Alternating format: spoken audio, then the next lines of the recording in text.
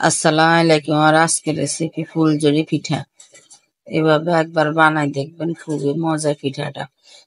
এই জায়গায় বাটির মধ্যে লইলাম আপনার 2টা ডিম ভাঙি, এরপরে দিলাম পরিমাণ মতো লবণ, এরপরে আধা কাপের মতো চিনি দিলাম। দেওয়ার পরে এগুলার একটা দিয়ে ভালো করে লাড়িয়ে নিয়ে চিনিগুলা যেন একটু গলে, লগে আপনার 2 কাপ পানি দিয়ে, পানি দেওয়ার পরে চিনিগুলারে ভালো করে গালায়।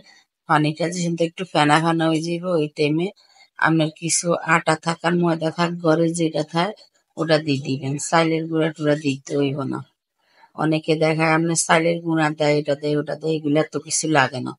তারপরে আমার ব্যাটারটারে ভালো করে করার পরে এই জায়গায় আমি কড়াই নিন্দে পরিমাণ মতো তেল দিলাম। দিই চাটনিটা 10-15 মিনিটের লাই একটু ভিজাই রাখছি, আমি যেন তাঁতে গরম হয় চাটনিটা। এরপরেও চাটনিটা গরম হয়েছে আর একটা একটা করে পিঠাগুলো দিই, এভাবে একটু লাড়া দিই।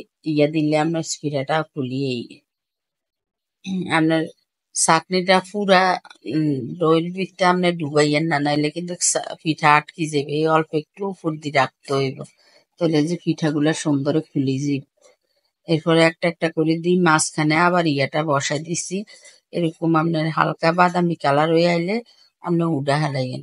উডা হালাইলে আপনার আর ইয়ে হয় না। আর যদি বেশি কালার হয়ে যায় গিন, তাহলে আপনার পিঠাটা তিতা হয়ে যায় গিন, কালো হয়ে যায় গিন।